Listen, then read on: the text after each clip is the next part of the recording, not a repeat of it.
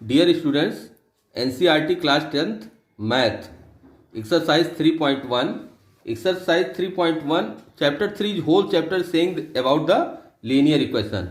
Question number 1 is saying that Aftab tell his daughter 7 years ago I was 7 times as old as you. Aftab अपनी लड़की से कहता है 7 साल पहले मैं तुम्हारी एज का 7 गुना था. मतलब एज ऑफ आफ्ताब एक्स हो गई, एज ऑफ डॉटर वाई हो गई. फर्स्ट केस में 7 ईयर एगो, एक्स माइनस 7 और y minus 7, x minus 7 is equal to 7 into y minus 7 हो गया. तो x minus 7 y plus 42 is equal to 0. This one is the linear equation. But अगर इसमें हम y की value निकालेंगे तो y is equal to 7y is equal to x plus 42, y is equal to x plus 42 upon 7. अब यहां graphically represent करने के लिए x की वैल्यू अगर हम 0 रखते हैं तो we will get y is equal to 6. अगर x की वैल्यू माइनस 7 रख दें वी विल गेट 35.7, 5 हो जाएगा. तो पॉइंट हमारा क्या आ गया 0, 6 एंड माइनस 7, 5. इसको ग्राफ पे प्लॉट कर लिया, we can get the situation. Now second part of question number 1, cost price of one bat is equal to x and cost price of one ball is equal to y हमने suppose किया है. First case में कह रहा है 3 bat और 6 ball अगर खरीदता है तो 3900 रुपए मिलता है, 3900 रुपए. 3x plus 6y is equal to 3900, x plus 3 से डिवाइड कर देंगे तो x प्लस 2y is equal to 1300. y की वैल्यू अगर हम निकालते हैं तो y is equal to 1300 minus x upon 2. Graphically represent करने के लिए x की वैल्यू 100 और 200 के फॉर्म में रखेंगे. मतलब 1 centimetre is equal to 100 suppose कर लेंगे, 100 यूनिट. उस तरह से ग्राफ पे प्लॉट करेंगे 1 centimetre is equal to 100 unit. अगर x की जगह 100 रख दिया देन y बिकम 600, x की जगह 300 रख दिया तो y become 500. This will be the point. Second case में कह रहा है, सेकेंड केस में अनदर बैट खरीदता है, एक ही बैट खरीद रहा है. अनदर बैट मतलब एक बैट और 3 बॉल फिर अगर खरीदता है तो 1300 रुपए मिलती है. तो दूसरी कंडीशन में y इज इक्वल टू क्या हो जाएगा 1300 माइनस एक्स अपॉन 3.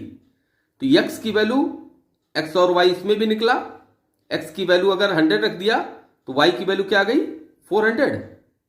अगर x की वैल्यू 400 रखेंगे तो y की वैल्यू क्या आ जाएगी 300. ग्राफ प्लॉट करने के लिए तो ये दोनों पॉइंट आ गए 100 400 और 400 और 300. पहली इक्वेशन के पॉइंट को प्लॉट किया हमने तो हमको मिली इक्वेशन 100 और 600. ये इक्वेशन है फर्स्ट की, ये फर्स्ट की इक्वेशन है और ये सेकंड की.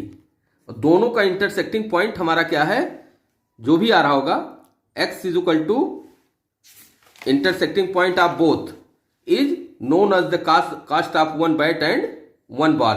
लेकिन आपको केवल ग्राफिकली रिप्रेजेंट करना है, एक्चुअल आंसर नहीं निकालना है. Chart. Now third question of exercise 3.1, cost price of 1 kg apple is equal to x है और cost price of 1 kg grapes is equal to y है. फर्स्ट केस में कह रहा है 2 kg एप्पल ले रहा है और 1 kg ग्रेप्स ले रहा है तो 160 रुपए दे रहा है.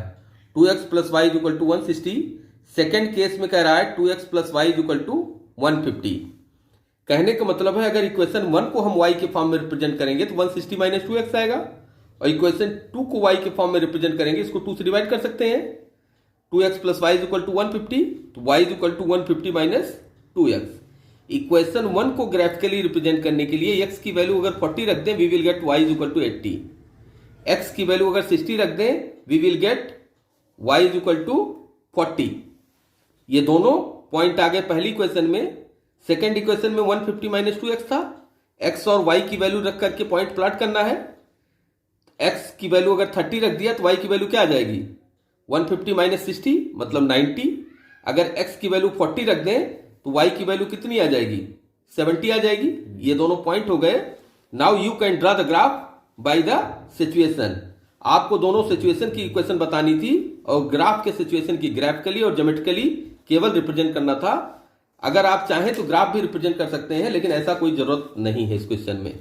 Now 3.2 of the same chapter, chapter 3 class 10th NCERT. These are the condition a1x plus b1y plus c1 is equal to 0 and a2x plus b2y plus c2 is equal to 0. These are two linear equations are given then if a1 upon a2 is not equal to b1 upon b2 होगा, then line intersection होगी, unique solution होगा और consistent होगी। 3 condition आएंगी। लेकिन अगर तीनों equal हो गया तो कोइंसिडेंट मतलब लाइन एक दूसरे के ऊपर ओवरलैप करेंगी, इनफाइनाइट सोल्यूशन होगा और कंसिस्टेंट होगा। थर्ड कंडीशन है a1 upon a2 is equal to b1 upon b2 but not equal to c1 upon 2। अगर ये दोनों इक्वल है इसका मतलब दोनों लाइनें पैरेलल होंगी। नो सोल्यूशन, पैरेलल लाइन का मतलब है एक दूसरे को कभी नहीं मीट कर सकती हैं, इसलिए नो सोल्यूशन होगा और इनकंसिस्टेंट। कहने का मतलब है केवल पैरेलल लाइन के लिए इनकंसिस्टेंट होगा, अदर के लिए कंसिस्टेंट ही रहेगा। फर्स्ट क्वेश्चन के फर्स्ट पार्ट में कह रहा है एक क्लास 10th के बच्चे हैं, उसमें number of girls is 4 more than the number of boys. अगर गर्ल्स x हैं और बॉयज y हैं तो x minus y is equal to 4 और टोटल कितने स्टूडेंट हैं? 10 हैं। Total x plus y is equal to 10 है। दोनों से अगर हम y की वैल्यू, सिचुएशन ये दोनों हो गई हमारी, y की वैल्यू अगर निकालते हैं तो एक तो हो जाएगी 10 माइनस एक्स और दूसरी y is equal to 4 minus x हो जाएगी, x माइनस 4। y इधर चला जाएगा, x माइनस 4। x माइनस 4 का ग्राफ अगर x की जगह 0 रखते हैं we will get y is equal to 4 minus 4। अगर y की जगह 0 रखते हैं we will get x is equal to 4।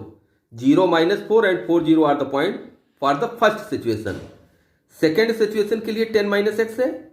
x की जगह अगर 0 रखेंगे तो y 10 आ जाएगा, y की जगह 0 रखेंगे तो x 10 आएगा। Now you can draw the plot by that point 0 10 10 0. Now intersecting point of both line is 7 and 3, then x is equal to 7 and y is equal to 3. Number of girls in the class is 7 and number of boys in the class is 3. Second part is saying, second part of the question number 1, cost of one pencil अगर x हो गया और cost of one pen is equal to y, 5 pencil and 7 pen together rupees 50, 5x plus 7y is equal to 50 हो गया। Second case में कह रहा है 7 pencil and 5 pen, just converse of that 7 pencil and 5 pen together rupees 46। Equation 1 और 2 both से y के form में हमने वैल्यू निकाली। y इज इक्वल टू पहली इक्वेशन में क्या होगी? फर्स्ट में 50 माइनस 5x अपॉन 7, दूसरे में y is equal to 46 minus 7x upon 5। x की कोई ऐसी वैल्यू सब्स्टिट्यूट करना है जिससे ग्राफिकल पॉइंट पे भी मिल जाए और क्लियर कट जाए। तो x की वैल्यू अगर हम 3 रखते हैं we will get 35 upon 7 is equal to 5। अगर x की वैल्यू माइनस 4 रख देंगे तो 70 अपॉन 7 कितना आ जाएगा? 10। 3 5 and minus 4 10 are the point of the first case. Second case में x की वैल्यू अगर 3 रख दें we will get 46 minus 21, 25 upon 5 is equal to 5।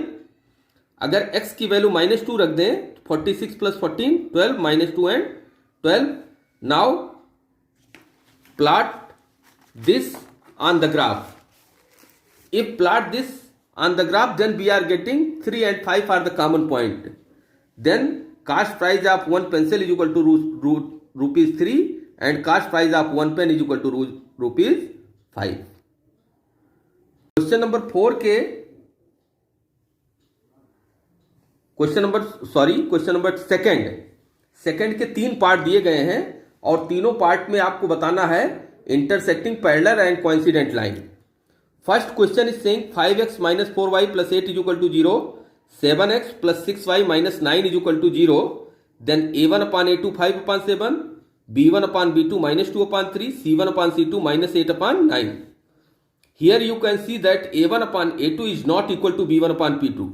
इसका मतलब कैसी लाइन हुई? इंटरसेक्टिंग लाइन हुई। Second question is saying 9x plus 3y plus 12 is equal to 0, 18x plus 16y plus 24 is equal to 0.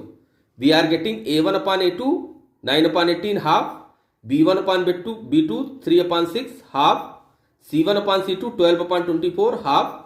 So these three are equal. a1 upon a2 is equal to b1 upon b2 is equal to c1 upon c2. कैसी line होगी? Coincident, मतलब infinite many solution. Now third part is saying 6x minus 3y plus 10 is equal to 0. 2x minus y plus 9 is equal to 0. a1 upon a2 becomes 6 upon 2 3 upon 1. b1 upon b2 is also minus 3 upon minus 1, इसका मतलब 3 upon 1. c1 upon c2 is equal to 10 upon 9. a1 upon a2 is equal to b1 upon b2 is not equal to c1 upon c2. इसका मतलब क्या, कैसी line हो गई? ये क्या हो गई? Parallel line. क्वेश्चन के पार्ट 1 में कहा रहा है कंसिस्टेंटी और इनकंसिस्टेंटी बतानी है. पहले ही हमने आपको 3 कंडीशन बताई थी. जो पैरेलल होगी वही लाइन केवल इनकंसिस्टेंट होगी, बाकी सब कंसिस्टेंट रहेगी.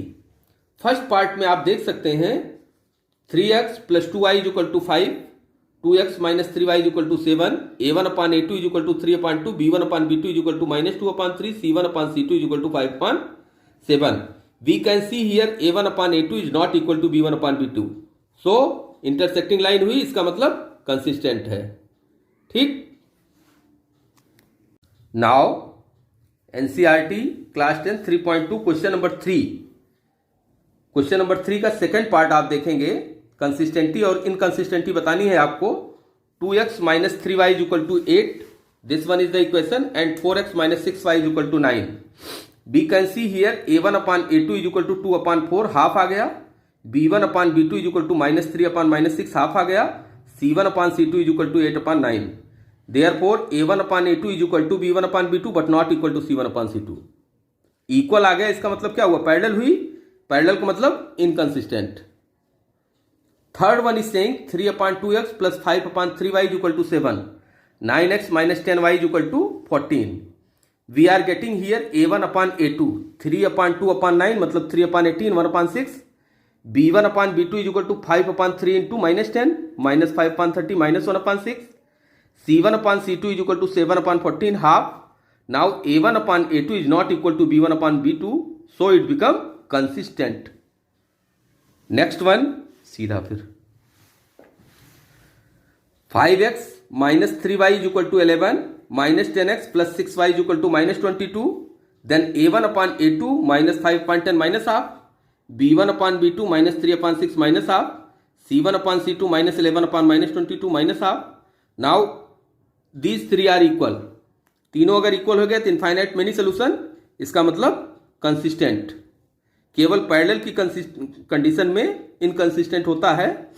Next one, fifth one, 4 upon 3x plus 2y is equal to 8, 2x plus 3y is equal to 12. a1 upon a2, 4 upon 3 into 2, 4 upon 6, 2 upon 3. b1 upon b2 also 2 upon 3. c1 upon c2, 8 upon 12 is also 2 upon 3. So 3 are equal. a1 upon a2 is equal to b1 upon b2 is equal to c1 upon c2. Coincident line हुई, इसका मतलब consistent, infinite many solution.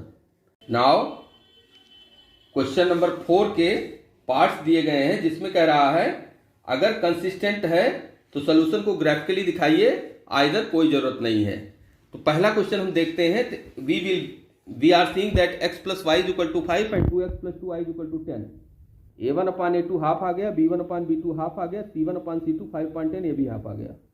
इसका मतलब infinite many solution है, तीनों equal है. तो क्या हो गई? Consistent.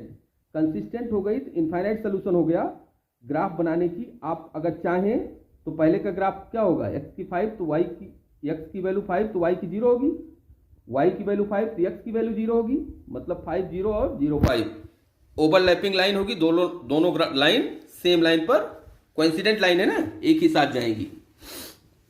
Second part is saying x minus y is equal to 8, 3x minus 3y is equal to 16. a1 upon a2 is equal to 1 upon 3, b1 upon bt is also 1 upon 3, c1 upon c2 is equal to 8 upon 16, half. Now a1 upon a2 is equal to b1 upon b2. इसका मतलब both line are parallel. Parallel अगर हो गई तो inconsistent. Third part is saying 2x plus y is equal to 6, 4x minus 2y is equal to 2. a1 upon a2 become half, b1 upon b2 become minus half, c1 upon c2 का कोई मतलब ही नहीं रह गया. जब दोनों not equal आ गया, कंसिस्टेंट हो गया. If a1 upon a2 is not equal to b1 upon b2, then intersecting line and consistent. अब पहले से अगर हम y की वैल्यू निकालते हैं 6 माइनस 2x, दूसरे से y की वैल्यू निकालते हैं 2 से डिवाइड करेंगे तो y इज इक्वल टू क्या आ जाएगा? 2x minus 2, 2x minus 2. इसमें x की वैल्यू 0 तो y की वैल्यू 6, x की वैल्यू 3 तो y की वैल्यू 0। ये प्लॉट कर दिया 3 0 और 0 6, पहली लाइन, ये फर्स्ट लाइन है, ये फर्स्ट लाइन है और ये सेकंड लाइन है। मतलब 0 -2 पॉइंट क्या है, 0 -2 और 1 0। इसका पॉइंट क्या है 0 6 एंड 3 0। ठीक, दोनों का इंटरसेक्टिंग पॉइंट जो आ रहा है वही हमारी वैल्यू हुई x = 2 और y = 2। You can see actual on the after drawing on the graph paper. ठीक, now fourth part of the question number 4। 2x - 2y = 2, 4x - 4y = 2, a1 / a2 become 2 / 4 मतलब half, b1 / b2 become -2 / -4 half, c1 / c2 become 2 / 5। Now we can see a1 / a2 = b1 / b2. So it becomes a parallel line. Parallel line, so it is inconsistent. Not consistent, so there is no solution.